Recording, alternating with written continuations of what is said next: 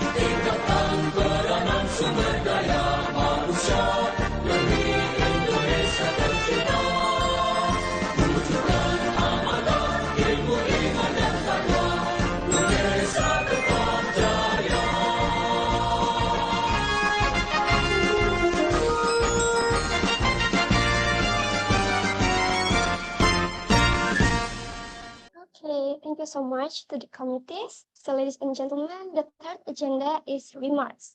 And I'm here immediately invite the Chief Committee, Mrs. Ajeng Koteka, to give her remarks. So Mrs. Ajeng, time is yours. Oke, Assalamualaikum warahmatullahi wabarakatuh. I would like to talk in Bahasa. Selamat sore semuanya, salam sejahtera untuk kita semua.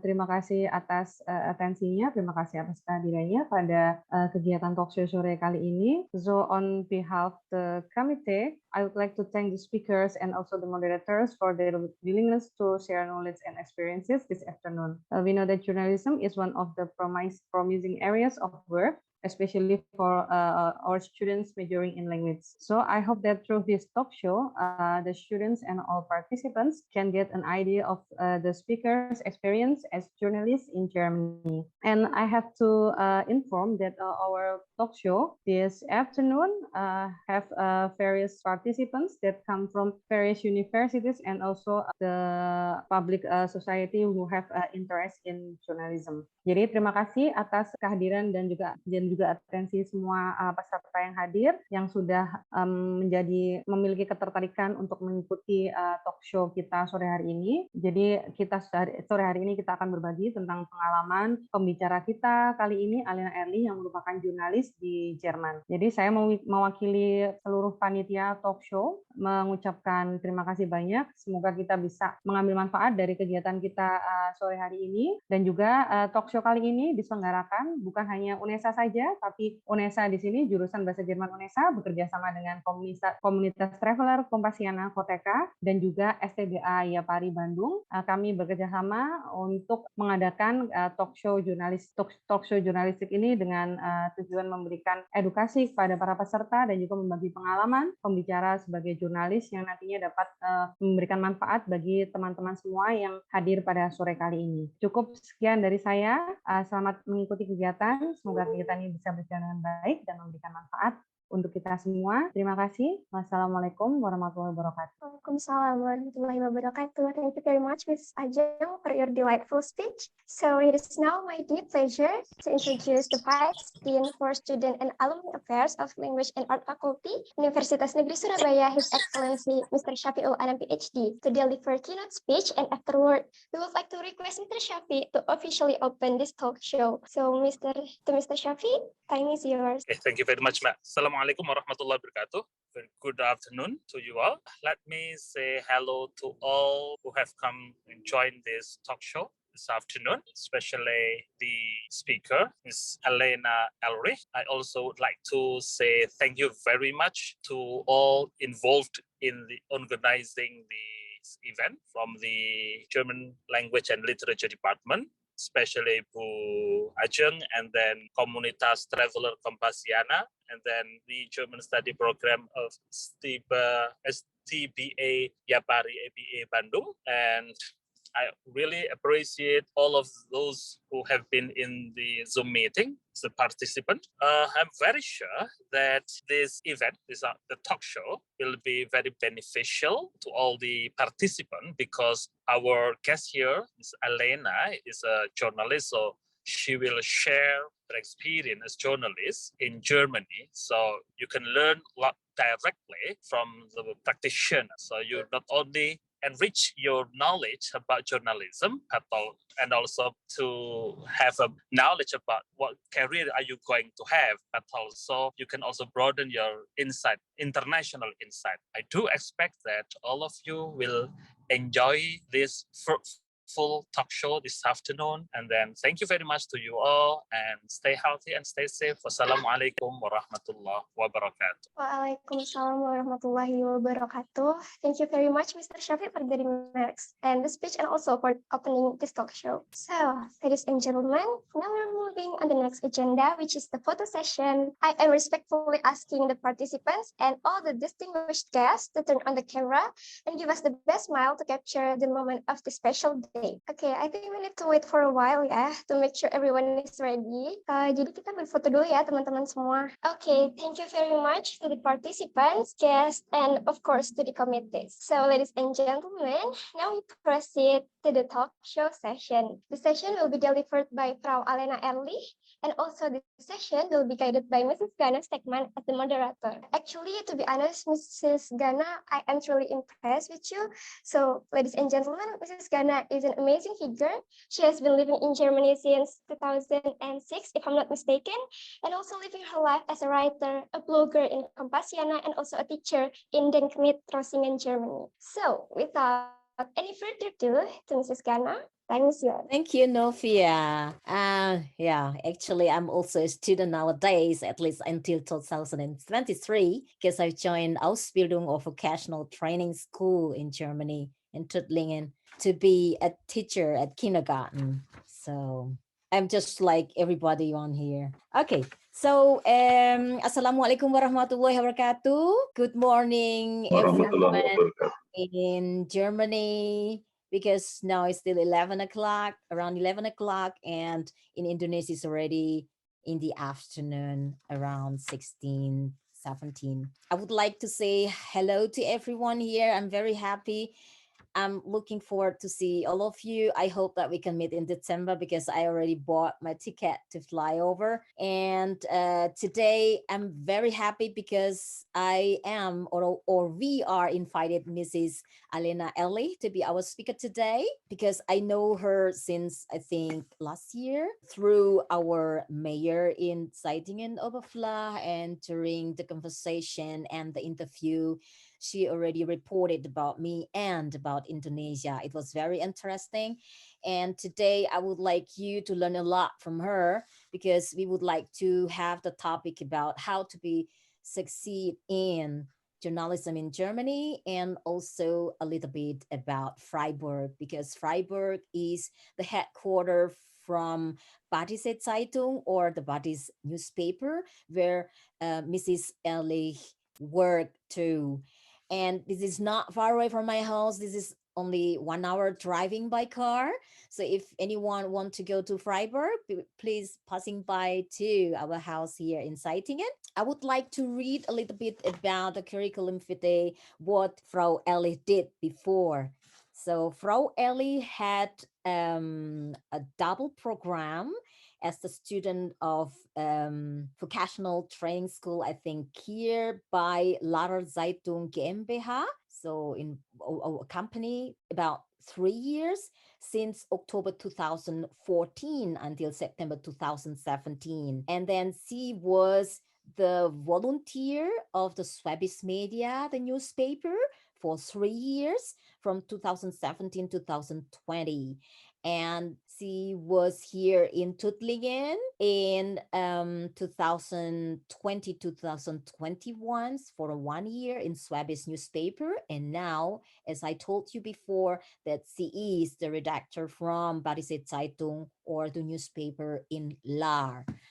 Okay, so that's all a little bit about Frau Ehrlich. And today she would like to present everything about the topic through the presentation of the PowerPoint. Jadi teman-teman semuanya, bapak-bapak, ibu-ibu, dan adik-adik semuanya yang ada di sini, mbak-mbak, hari ini ada Frau Ehrlich ya. Ibu Ehrlich ini dulunya pernah menjadi siswa double program ya. Kalau di Jerman itu banyak program double program. Kalau hanya satu program saja ya, pendidikan PGTK, jadi pendidikan guru taman kanak-kanak. Kalau Frau Ehrlich ini double program, kemudian menjadi relawan di sebuah koran di Swedish Media, kemudian menjadi redaktur di sana dan pindah ke Lahr di tempat dia berasal. Masih menjadi redaktur di Badische Zeitung atau koran Badische. Hello, good morning, Frau Ehrlich. How are you today? I'm good today. I hope you're good as well. It's I think today is beautiful. I think I can see the blue sky and the colors of the leaves. They're changing a lot. Yeah, From the green one. Yeah, it's nice to see the fall in Germany because we don't have it in Indonesia as well. Jadi teman-teman, saat ini di Jerman sedang musim gugur. Jadi daun-daun tuh cantik banget kalau buat jalan-jalan, buat selfie Instagram. Waduh, cool banget ya. Karena daun yang dari hijau itu berubah menjadi kuning, merah, dan warna coklat. Jadi warnanya tuh kayak warna-warna apa ya, kalau dibilang tuh warna-warna yang instagramable banget. Jadi kayak untuk foto-foto gitu bagus gitu ya. Dan hari ini kita akan banyak memperbincangkan tentang bagaimana pengalaman Frau Ehrlich dan apa yang sudah dia lakukan selama ini menjadi jurnalis di Jerman. Beberapa hal yang ingin saya garis bawahi adalah bahwa Frau Alena Ehrlich ini pernah memuat tentang saya dan apa yang saya lakukan untuk Indonesia di sini, dan dia menceritakan tentang budaya Indonesia di Jerman. Ini adalah sebuah promosi yang bagus karena tidak hanya tentang jurnalisme ya, karena dia juga bercerita tentang budaya Indonesia meskipun dia belum pernah ke Indonesia. Suatu hari nanti kita akan tarik dia ke Unesa ya untuk jadi speaker di sana, untuk jalan-jalan ke Bali, ke Lombok, dan Papua. Okay, now it's your time. You can open your PowerPoint so everyone can see what will you share today. Okay, I'll try to share my screen and to open the presentation. I hope you can see it. So also from me, I would like to welcome all of you. I'm really excited that you are interested in journalism in Germany. I think it's great to have like just a cultural exchange and to let you know a little bit about what I do, how I started to work in journalism, and what we are doing every day. Jadi teman-teman, Ibu Ehrlich atau enak dipanggil Alena ya, dia ini ingin banyak bercerita tentang jurnalisme di Jerman dan dia senang sekali hadir di sini karena ini merupakan kesempatan yang luar biasa. Nggak usah terbang ke Indonesia, sudah berada di Indonesia. Please go ahead. I prepared my presentation and I will stop from time to time so Mrs. Stegmann can do some translation, right? You can see the structure on what I planned to talk to you about today. First, I will start to tell you a little bit about myself. Mrs. Stegmann already did it. Then I want to give you a little overview about how the media landscape is structured in Germany. And then I will let you know ways how to become a journalist. Actually, there are a lot of ways to get started, but I'll just tell you the most common way to find experience. Then I will tell you a little bit how we work and how our work life looks like. And also I would like to talk a little bit about changes and challenges in journalism, because of course there is a lot of things changing at the moment as well. Okay, and in the end, because I know a lot of you are interested in traveling and tourism as well, I will give you a little glance at the region that I live in around Freiburg. So let's go on. A little bit about myself. I started to work in journalism pretty early. I was, I think, 17 or 18 years old when I started to write for a local newspaper here in my hometown, which is called Lahr. Yeah, I started to write as a freelancer about local events, for example, concerts or club meetings. And I also did an internship at a radio station when I was still at school. Since that, I knew that I really wanted to work in journalism. And after I finished school, I decided to study. The way I study was a little bit different than a normal studying at university. It is called a dual system. So you have work experience and education at university combined. So I worked at the newspaper at Lahr Zeitung, and I studied at the university in Ravensburg at the same time. Yeah, so you also had, for half of the time you had lectures and half of the time you had work experience, which is really useful because you already got to know the job that you would be working in later on. Yeah, it took a total of 3 years. Then I finished studying with a bachelor's degree. After that, I decided that I wanted to stay in Ravensburg, and I started a cross-media traineeship. In German, it's called Volontariat. The cross-media traineeship included different parts of journalism. I worked at local newspapers, but I also worked in specialized departments of the newspaper, such as politics or economics and culture. Yeah, the word cross-media already shows it wasn't only focused on newspapers, it was also focused on radio and local TV and yeah, so I learned how to speak and how to film and cut as well in that time. The traineeship took another 3 years. So in 2020, I finished the traineeship and I started to work as a journalist in Tuttlingen. This is also where I met Mrs. Stegmann. She already told it. There was an Indonesian ambassador visiting in her town. And yeah, that is how we met and got in contact. Now, just a few weeks ago, I started a new job at Badische Zeitung in Lahr. So I came back to my hometown, and really nice to me to be back home, to have family and friends around again. So I'm really happy with that. Yeah, Badische Zeitung is focused on an area in the southern western part of Germany. As Mrs. Stegmann already said, the headquarters is based in Freiburg. So why did I choose to become a journalist? I think it is, yeah, I just really liked it from the beginning, especially because you can, in local journalism, you have a huge diversity of topics you can write about. And so it really never gets boring. You have something new going on every day. And it's really, yeah, I think it's beautiful that you can meet a lot of different people. You can be curious and you can be critical as well. And I also think that it is really important to provide people with information about politics and basically about everything that is going on and that is affecting their lives. Okay, I would like to translate a little bit the necessary points. Jadi teman-teman tadi sudah cerita ya bahwa saya juga sudah menceritakan tadi dalam bahasa Inggris bahwa perjalanan karirnya itu dimulai dari nol banget, dari umur 17 tahun. Jadi yang sekarang ini umurnya 20-25 belum terlambat sebenarnya ya. Umur saya sudah 45, masih aja sekolah gitu ya. Dan dia ini pernah mengalami pendidikan yang namanya double program ya. Jadi programnya adalah ekonomi dan jurnalistik. Di situ dia selain sekolah, jadi menuntut ilmu, dia juga bekerja di sebuah perusahaan. Ini sangat menyenangkan ya, kalau di Jerman tuh banyak sekali program Ausbildung di mana kita bisa bekerja dan sekolah dalam waktu yang sama.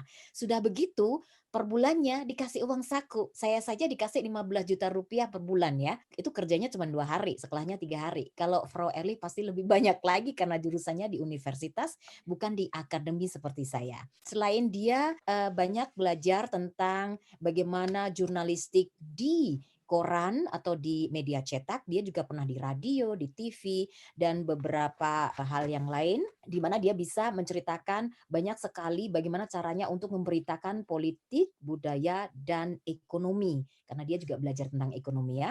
Kemudian mengapa dia memilih menjadi wartawan? Oh, orang cantik pasti bisa jadi artis dong. Kayak Frau Ehrlich ini kan cantik tuh.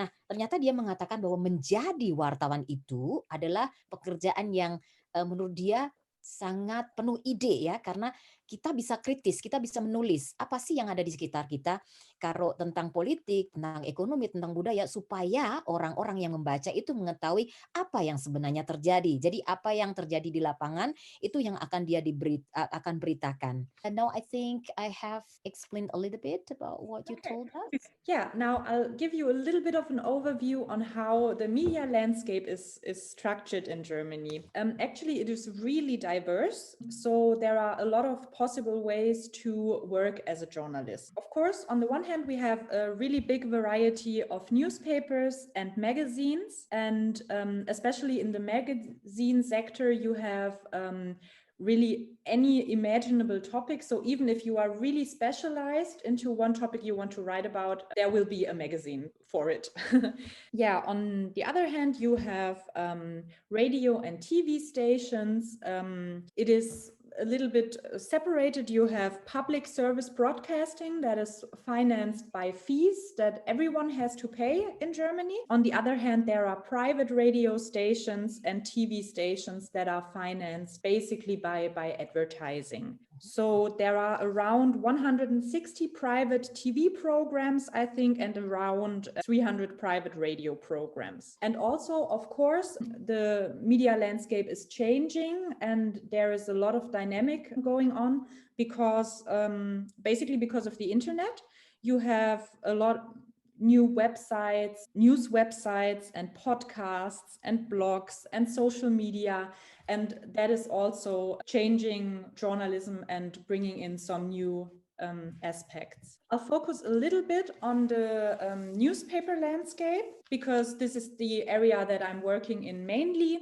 So in Germany, we have around 340 newspapers with a daily edition of 14.8 million. E-paper is like the digital version. Yeah, the edition is still pretty low with 2.2 million, but I think it will be rising and has been rising throughout the last years. There are 6 national newspapers that are distributed all over the country, but you can also see it's 6 national newspapers, but 340 newspapers in total. So by far the biggest part of newspapers are focused on certain regions in Germany. For example, like the Badische Zeitung that is focused on the southern western part of Germany.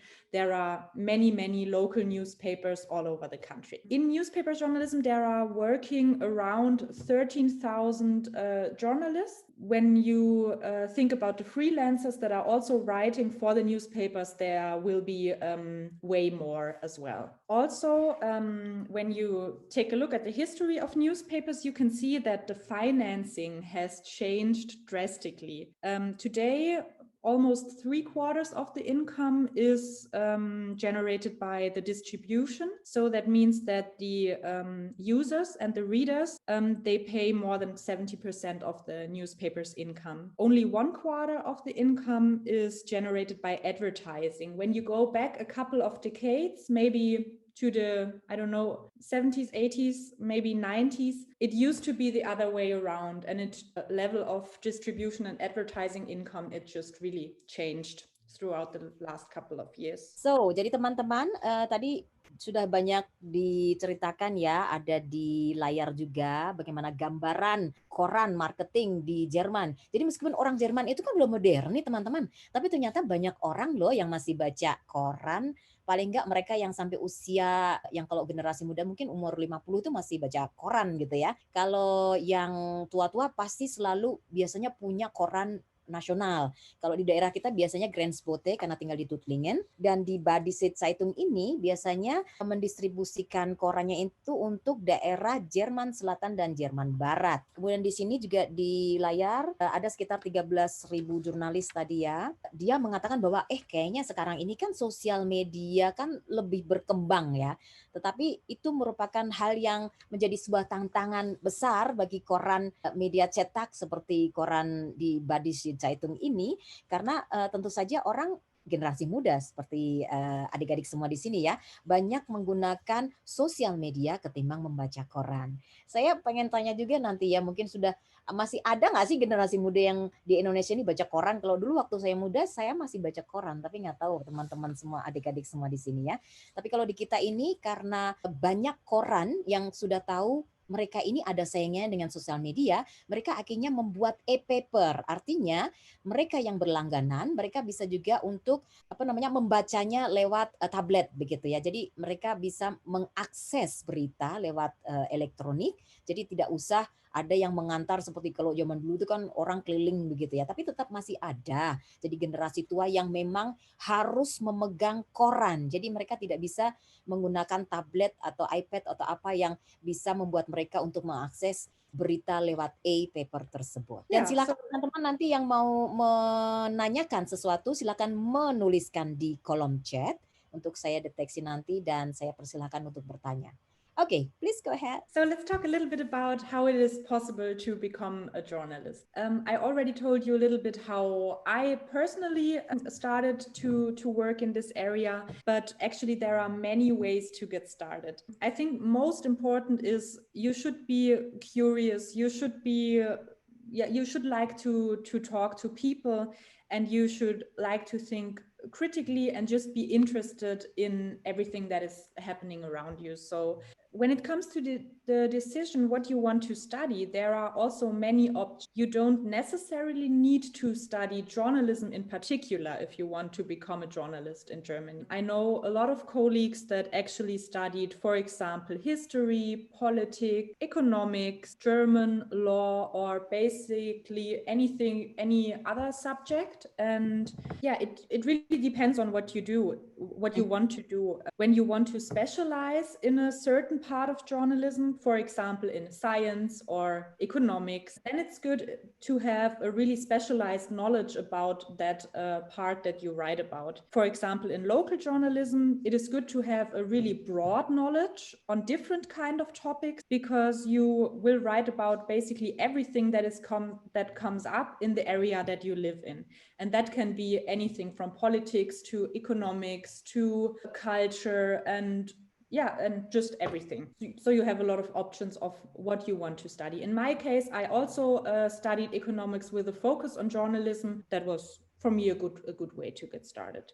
After studying, it is common to do a traineeship. I already told you it's called Volontariat in Germany, and normally it takes between 1.5 to 3 years, depending on the content of the education and depending on where you want to do this traineeship. In my case, I did the cross-media traineeship. It took 3 years. That is a relatively long time. On the other hand, you had quite a lot to learn because it wasn't only newspaper journalism, but also TV and radio as well. Okay, did you have any tip how to apply? For example, the right application, what you should enclose in the application, or another tip that you have already gained before? Yes, if you want to apply for a job in journalism or for a traineeship or anything, it's always good to try to collect experience beforehand as well. You can do internships and or, for example, blogs, or if you write an own blog, it can be useful. You can include all these experience that you have with your application as well. So, for example, whenever I applied for another job, I always included some of the writings that I did before, some of the articles, like the favorite ones that I wrote so far. And I think it is really useful to do that. And if you have like a website or a blog, or if you're active in that kind of way and you have writing experience, it's always good to include examples to show that you already did something. That would be maybe a tip that can be helpful. Oke, hadirinnya saya cintai. Jadi bagaimana cara untuk menjadi jurnalis di Jerman? Itu banyak caranya. Jadi dia bilang sebenarnya nggak melulu harus belajar jurnalisme ya. Karena ternyata banyak teman-temannya Frau Ehrlich ini justru nggak belajar tentang jurnalistik, tapi dari jurusan sejarah, dari jurusan bahasa Jerman, dari jurusan ekonomi, jurusan hukum. Jadi mereka ini sebenarnya bukan basicnya belajar tentang jurnalisme, bagaimana cara menjadi wartawan, enggak ya. Tetapi mungkin karena merasa salah jalur, wah kayaknya jadi wartawan enak gitu ya. Akhirnya mereka menulis, kemudian mereka melamar menjadi wartawan dan diterima. Satu tips dari Frau Ehrlich tadi sudah dikatakan bahwa kalau ingin melamar, sebaiknya banyak mengumpulkan pengalaman sebelumnya. Jadi bukan sebaliknya yang lamar dulu baru kerja gitu ya. Tapi menulis dulu banyak, bahkan katanya menulis di blog pun yang sebenarnya itu adalah media yang sosial media begitu ya, jadi nggak dibayar begitu, itu merupakan aset yang bagus karena menjadi referensi bagi perusahaan koran untuk melihat bagaimana cara seseorang atau bagaimana calon dari wartawan ini sudah berupaya untuk menulis, menumpahkan talentnya menulis di situ dengan topik yang berbeda, ada topik masakan, topik wisata atau topik apa aja. Kemudian dia mengatakan bahwa yang ada kalau misalnya ada beberapa orang yang ingin untuk menjadi wartawan. Nah, sebelum menjadi wartawan, ini kan harus punya pengalaman. Salah satunya dengan menjadi relawan, kayak program training intensif gitu ya. Itu antara 1,5 sampai 3 tahun. Kadang ini ada yang namanya vergutung atau yang dibayar begitu ya. Ada yang mungkin gratisan gitu ya. Jadi ini untung-untungan aja. Nah, bagi teman-teman yang ingin melamar harus banyak-banyak mencari informasi di kalau di internet juga banyak sih sebenarnya ya. Kemudian melamar dengan melampirkan link dari tulisan-tulisan yang sudah dilahirkan, misalnya di blog atau di koran apa, di majalah apa begitu ya. Karena menurut dia menulis itu tidak hanya melulu di koran tetapi bisa juga di majalah. Bahkan di majalah itu pun justru lebih berwarna. Okay, so we go to the next page. Now, I thought I could tell you a little bit about how a typical day in our office looks like. We don't start so early. We start working normally around 9 o'clock, in the morning, and we just start by coming to the office. We check our mails, we structure our day and see what is most important. A little bit later we have the first conference in the morning. The whole team is coming together.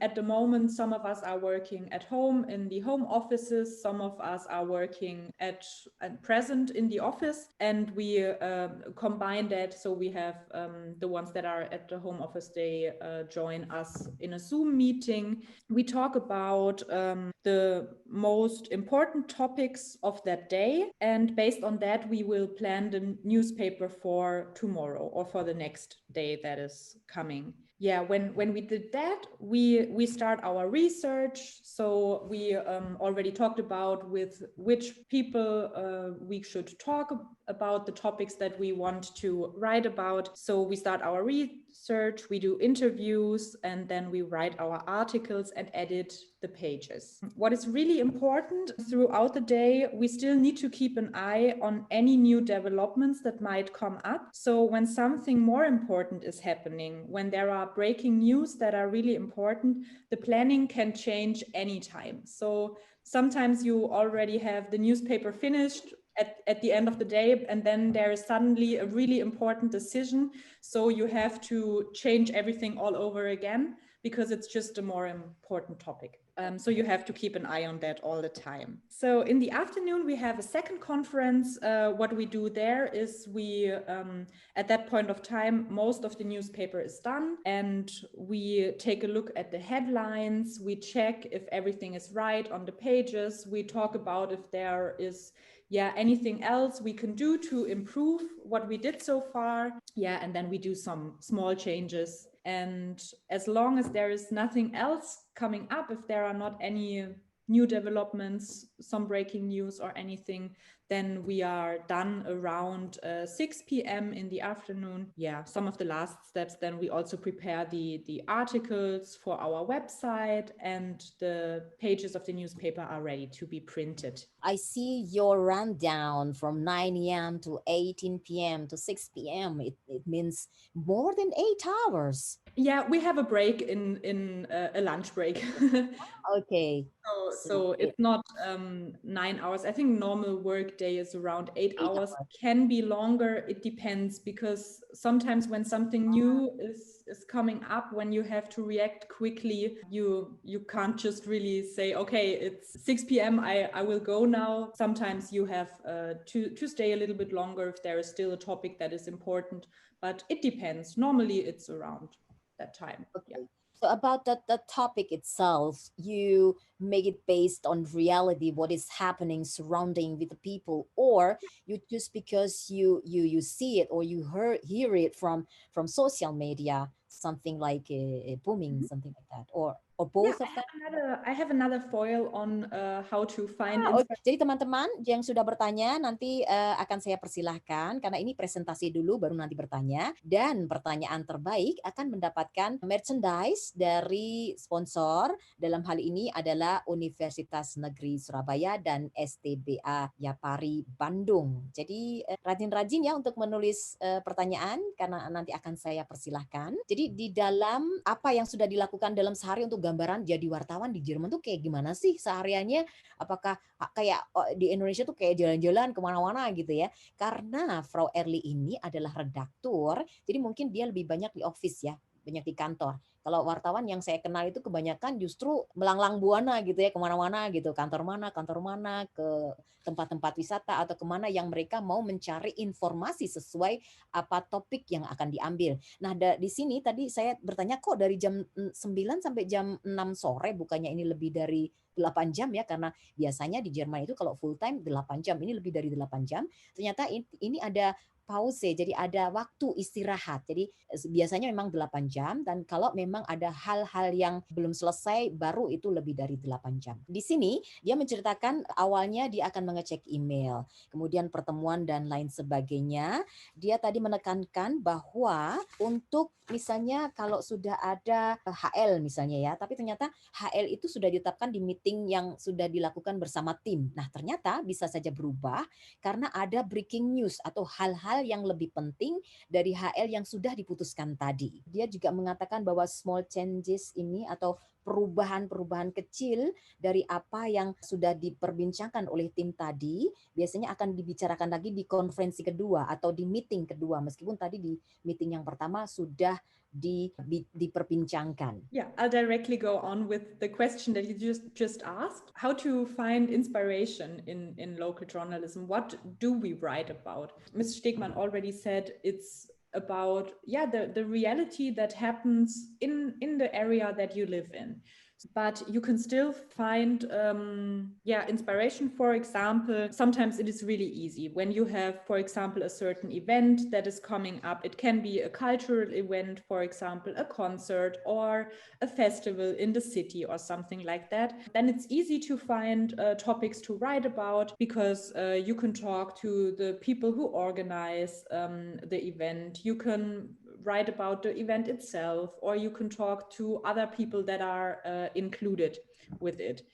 And another part that is that we write about almost every day is political decisions and discussions that are important for the area that we live in and the people here. You can check on how political decisions will influence, for example, their work life or their private life as well, and find people who can talk about their experience. Yeah, sometimes politics also lead to discussions and conflicts. For example, when some citizens are unhappy and unsatisfied with decisions that have been made. Whenever there's discussion coming up, it's always interesting to write about that. And sometimes we also have press conferences or press releases that we get from for example, from cities or companies or organizations, and depending on what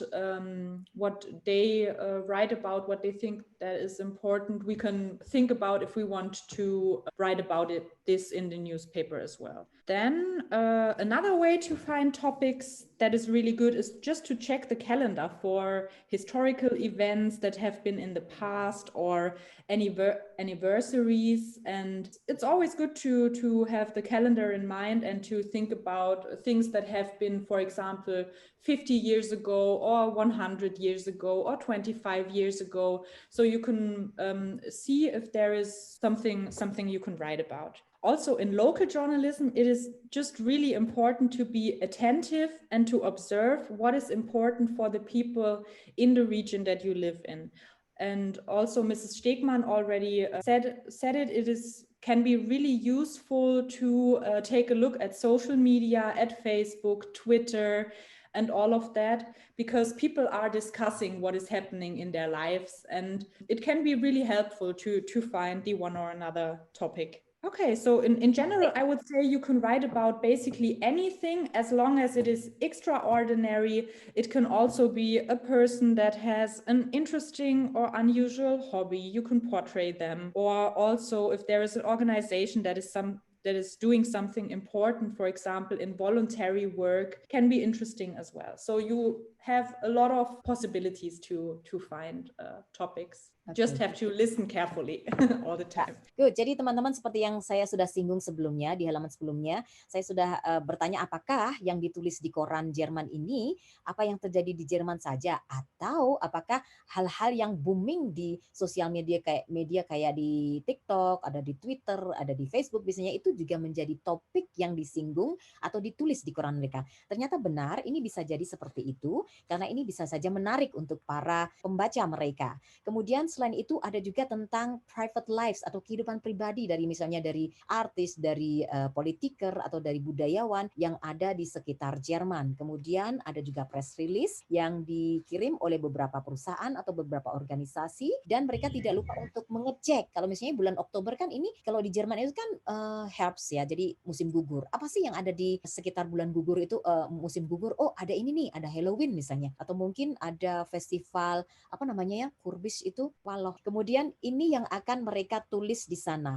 Kemudian juga beberapa profil yang menurut mereka ini patut untuk ditulis. Misalnya relawan Jerman yang terbang ke Afrika, kemudian membuat program di sana dan kembali ke Jerman. Jadi hal-hal yang menarik, yang extraordinary, yang tidak biasa, yang patut untuk diberitakan kepada para pembacanya. Go to the next page. Let's talk a little bit about changes and challenges that are coming up in journalism, because in some parts you can see that there is changing a lot, and it's noticeable too that there is some kind of pressure as well. Yeah, on the one hand, there's the final situation in newspaper journalism. I already told you that the way that newspapers are financed is changing, and on the other hand, you have costs that are rising, for example, for producing and distribution. And another challenge is that the number of customers, the subscribers that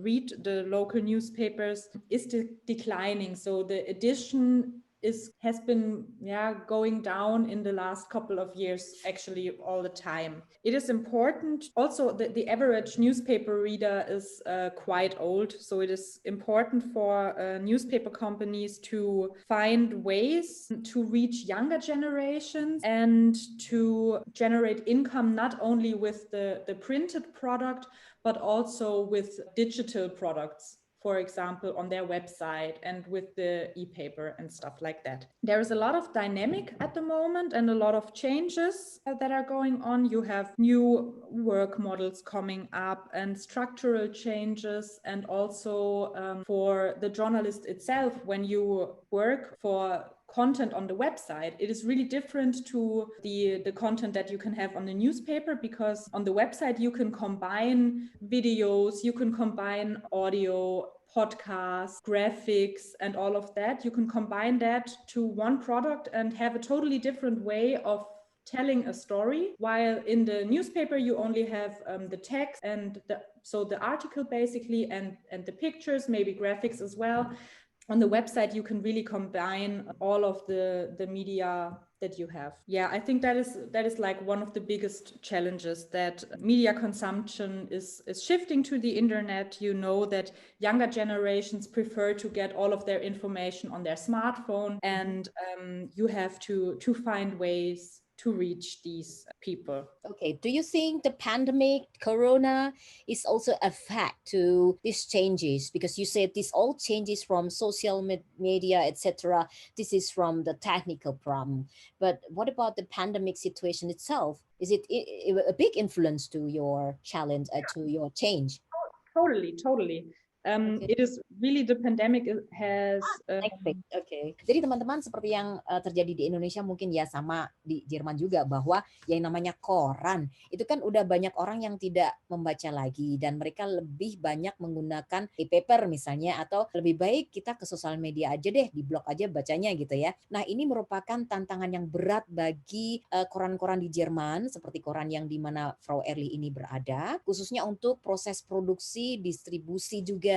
Makanya mereka ini sudah berupaya untuk menuju digitalisasi. Artinya mereka yang ingin membaca koran bisa juga untuk membaca secara e-paper. Nah, menurut dia ini juga satu keuntungan, bahwa kalau koran itu udah digitalisasi gitu ya. Artinya mereka ini udah masuk website yang dimana justru lebih colorful, lebih berwarna, karena tidak hanya berita yang ditampilkan di sana, tapi juga video juga bisa masuk. Jadi orang interestnya semakin banyak begitu ya. Ada grafiknya juga, termasuk foto-foto yang kalau di koran kan biasanya cuma foto 1-2 gitu kan. Nah, kalau di website mereka itu justru fotonya bisa space-nya banyak